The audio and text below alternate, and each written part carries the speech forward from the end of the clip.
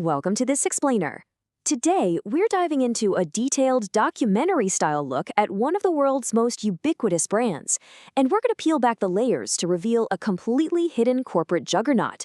You know, when you see those famous golden arches, you probably just think of French fries and quick meals, right?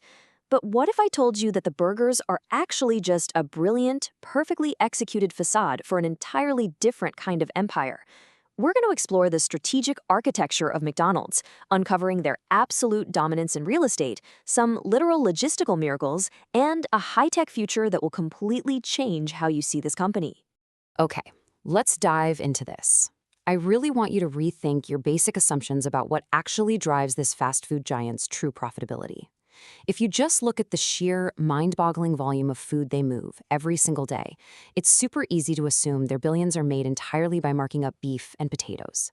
But if we look closely at their actual financial structure, the real product they're selling, it isn't what comes in that greasy paper bag. I want to share a quote with you that completely shatters that burger joint illusion. Harry Sonborn, who was the very first chief financial officer of McDonald's, laid out their secret blueprint decades ago. He openly admitted, quote, "We are not technically in the food business. We are in the real estate business. The only reason we sell hamburgers is because they are the greatest producer of revenue from which our tenants can pay us rent." End quote. I mean, wow, McDonald's is effectively a massive real estate company in disguise. The burgers are literally just the mechanism that allows their tenants, which are the franchisees, to generate enough cash to pay the landlord. And that landlord is the McDonald's Corporation. Now, what's really interesting about this is how that philosophy translates into hard physical assets today. McDonald's owns an astounding 70% of the actual buildings for its global restaurant locations. Basically, they purchase or secure these really long-term leases on prime, top-tier commercial properties, and then they turn around and lease those exact same properties back to their franchisees at a premium markup. To put a number on that, in 2022 alone, franchisees paid McDonald's roughly $7.5 billion in rent. $7.5 billion. That is the incredibly steady, high-margin revenue stream that is practically locked in stone by long-term contracts.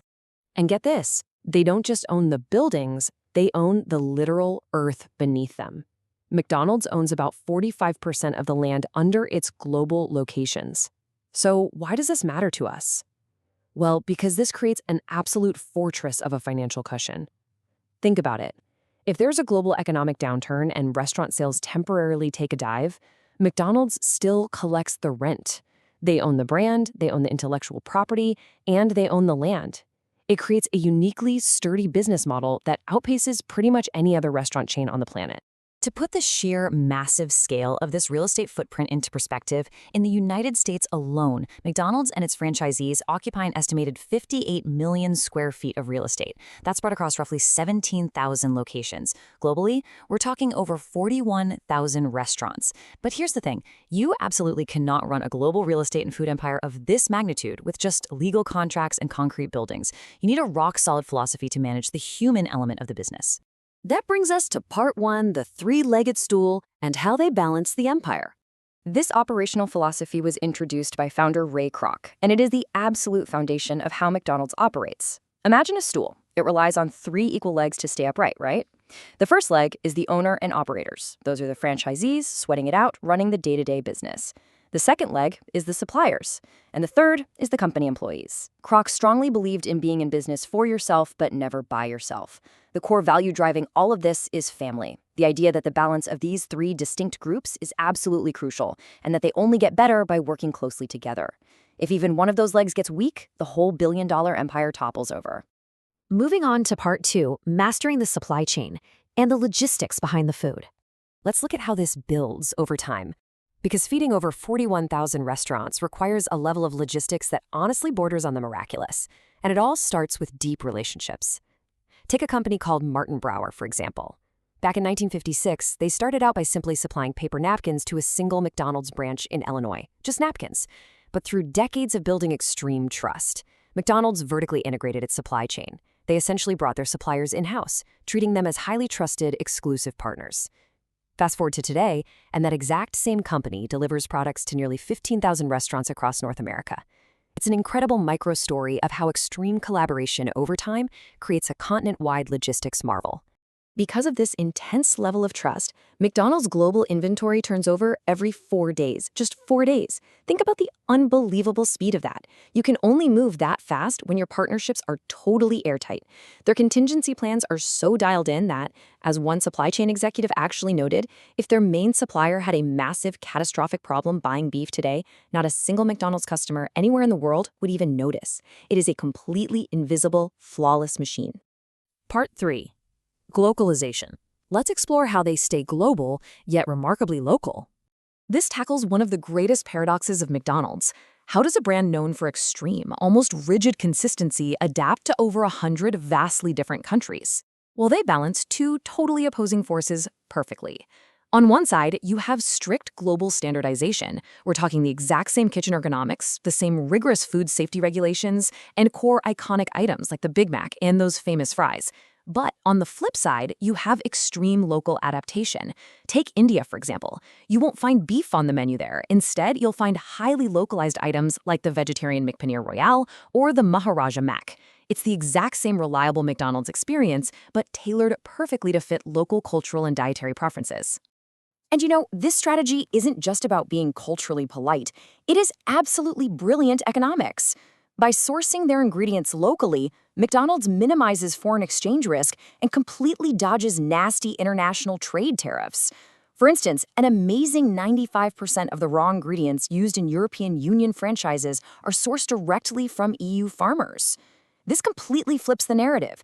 It transforms McDonald's from this big foreign corporate symbol into a vital local employer that actively supports domestic farming. It is a total masterclass in both global PR and bulletproof supply stability. Finally, Part 4, the digital golden arches. Let's dive into their aggressive tech shift. We're moving way past the physical real estate and the food logistics now to enter a completely new era for the company. McDonald's current top-line growth is being driven by what they officially call the 4Ds strategy. That stands for digital, delivery, drive-through, and development. They are heavily pivoting away from being just a purely transactional walk-in restaurant. Instead, they are rapidly building a massive, highly integrated first-party digital ecosystem, and it's designed to capture data, streamline their operations, and honestly predict exactly what you want to eat before you even pull into the parking lot. And this brilliantly illustrates just how deep the tech goes. Think about this. Inside their actual kitchens right now, they're deploying Internet of Things, or IoT, weight-sensing scales. These smart scales know precisely how much your specific custom order is supposed to weigh. They are literally weighing your delivery bag to absolutely ensure not a single item is missing before it's handed off to the driver. And outside the kitchen, it's even wilder. They're partnering with Google Cloud to power AI-enabled drive-thrus. These digital menu boards use real-time environmental data, stuff like the current outdoor temperature, how busy the store traffic is, and the time of day, to automatically and dynamically restructure the menu right in front of your eyes, promoting faster-to-assemble or higher-margin items on the fly. The sheer ambition behind this digital infrastructure is frankly staggering. Backed by their absolute dominance in real estate and this new tech integration, McDonald's is officially targeting 50,000 global restaurants by the year 2027. That represents the fastest period of growth in the entire history of the brand. They aren't just opening new places to buy burgers anymore. They are literally deploying thousands of new data nodes all across the globe. And who exactly is interacting with all of this new tech? Well, their stated goal is to expand the My McDonald's Rewards program to an incredible 250 million 90-day active users by 2027. 250 million people. That is a massive, unprecedented global first-party data capture machine. By tying your daily lifestyle into their app, they weren't just selling you a quick meal anymore. They are learning your personal habits, optimizing their entire global supply chain based on your predictive behavior, and permanently locking in your loyalty. So the crucial point is, when you strip away all the familiar branding, what are you really looking at here? Are they just a fast food joint that happens to own a lot of land? Are they the world's most successful real estate empire that just happens to sell fries to pay the mortgage? Or are they rapidly evolving into a cloud computing, AI-driven tech company cleverly disguised as a friendly neighborhood drive-thru?